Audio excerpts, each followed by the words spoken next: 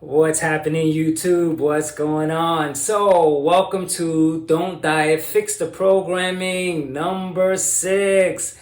But first, I'm here sitting deep in something called the garland pose. It's an extended stretch, which is perfect for people like me who exercise all the time. And so, look, I'm sitting in deep, and so I'm arching my back, my glutes are getting a stretch, my hamstrings, knees, ankles, and look, you see my elbows are pushing my knees apart, and then I'm pushing my wrist down, and so I'm getting a stretch. And now the topic: what's behind regrets? And this is freaking gonna be awesome for me because I read this post from a girl and she carried on and wrote so much about how she went out and drank and freaking ate and so she woke up the next morning with so much regret, and she said this, that, I feel like this and I can't do that to myself, and so and so I'm like, yes,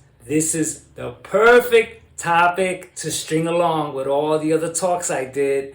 Because regrets, what's up with that? Has anyone ever thought about that? Am I the only one that thought about the whole regret thing that we do?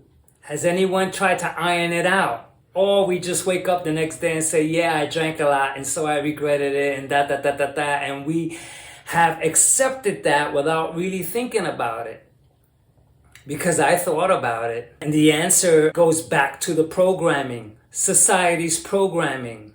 Society, which has handed down, you deserve it, live a little, it's Friday, don't deprive yourself. And then I live upon that. And so then Friday comes along, and because I'm already programmed and conditioned to live a little, why not? You deserve it. And as a child, yummy for your tummy. And now I'm an adult. I go ahead, have a really good time, but then wake up miserable with regret.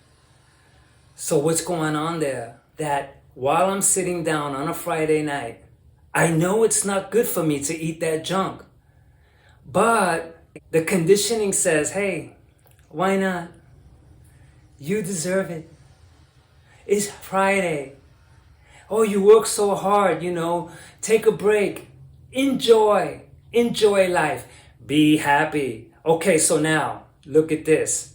Granted, if that's the way it really is, be happy, you deserve it, then what is the regret all about?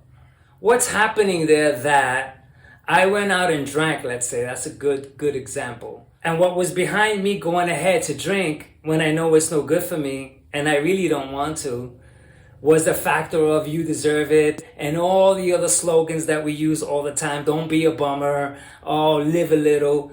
And then I go ahead and drink. And then the next day I'm like, wow, worse is that now I have to go on the treadmill and freaking work up a sweat to burn off everything that I drank and everything that I ate. And now I'm freaking going crazy again. And this is a cycle that we repeat over and over and over and over and over. I did this numerous amount of times until I stopped, like now, to question it and say, what's up with that? What's up that there's an excuse to eat? It's an imposed excuse. Because I didn't invent you deserve it. I didn't invent live a little. But you know what? The marketing companies. Oh, you deserve a break today. And they made us associate food with happiness. And there it goes. Saturday night comes along. The cake comes along. Hey, why not? Have a piece. Why not? We're celebrating. Oh, it's your birthday. Oh, wait a minute. It's Friday. Wait a minute. It's Christmas time. It's New Year's time. And so, therefore, there's the excuse. Where does that excuse come from?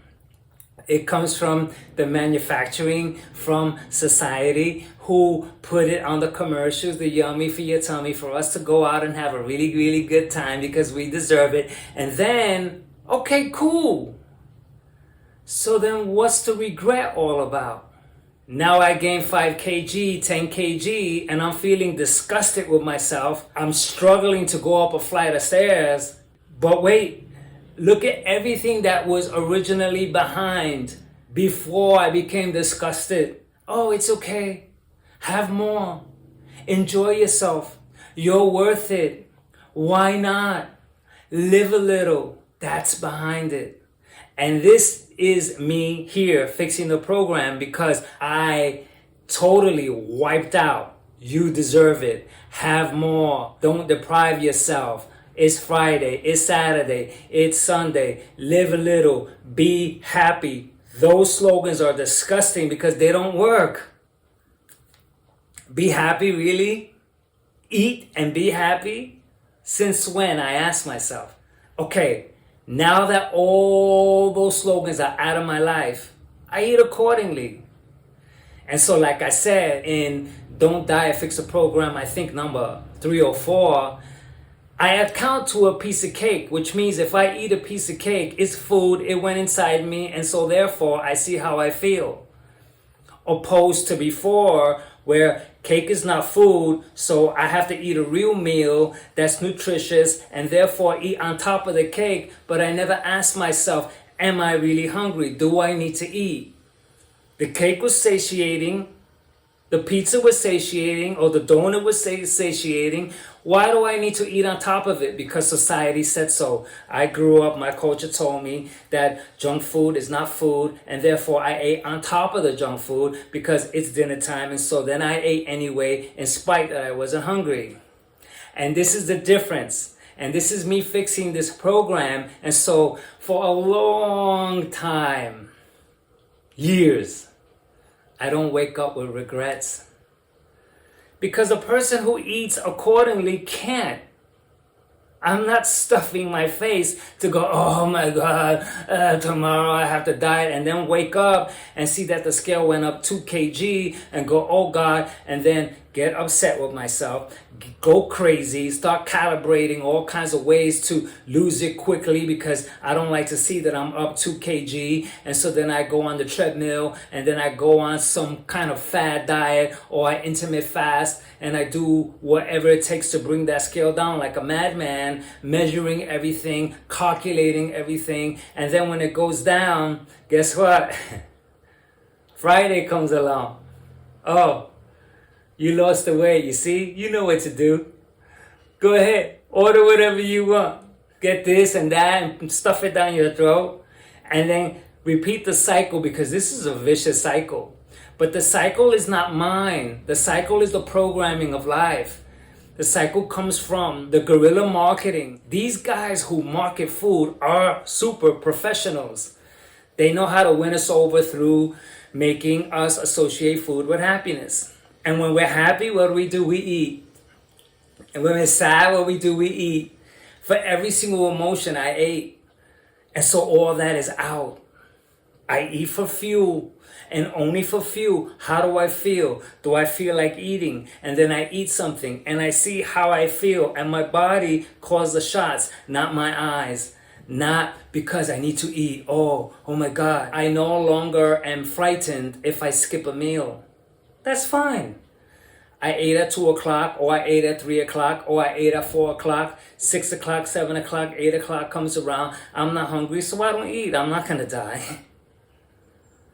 And it's working so good because now that I'm eating accordingly, I can't gain weight.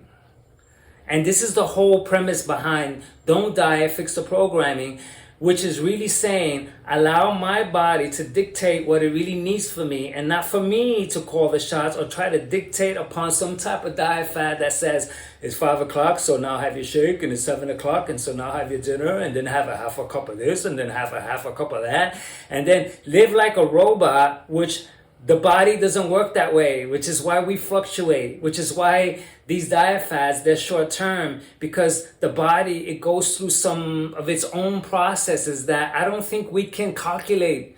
We can't calibrate the body and say, the body needs this now and the body needs that now. The last talk was about food groups. What a mess that is. What food groups? when you have carnivores who only eat meat, you have vegetarians who only eat vegetables, all these other diets, the potato diets, the rice diet, the Mediterranean diet, you have all these freaking diets that are customary, calculated, they eat a certain way. There's a tribe that I heard about, they only ate honey, forgot where, some tribe. They live off of honey only. They do just fine. They have so much energy, just honey. So what is food groups all about? Society introduced food groups. I didn't invent the food groups. So do I want to follow society's input, society's manufacturing that was imposed upon me, that I grew up upon? You know, lastly, I saw someone forcing their kid to eat. And I'm looking at this kid crying, and I felt so bad because I said, this kid is not hungry. We will eat automatically. You don't need to force food upon someone because you gotta eat. Oh, it's breakfast time. Oh my God, you're supposed to eat. That's the programming that's making us force ourselves to eat. Then in turn, we force the kids to eat. The kids are full of energy. Can we see that? Like, I see it. I see a kid, he's full of freaking energy. He's running around. He doesn't need to eat. His body is fueled up. Oh no, you have to eat. Force it. Force it. Eat now, or if not, you're not going to go out and play. And then punish the poor kid. And then later on, he gets manufactured that way. Now he's eating systematically. And then there goes the cycle. And I'm out of that cycle. So all those slogans are out. The food groups are out. All diet fads are out. The slogans, all of them are wiped away. I do not account to them whatsoever. And so therefore, my body does the choosing. So I don't have any regrets. Zero. And I never will have any regrets, because if I eat accordingly, I won't regret. For what? I'm not gonna freaking get drunk or eat so much that I'm in a food coma and I'm freaking dragging out the restaurant. No, I'm gonna walk out energetic. The food is gonna energize me. And so anyway, that's my chat for today. See you in Don't Diet, Fix the Programming number 7. Catcha!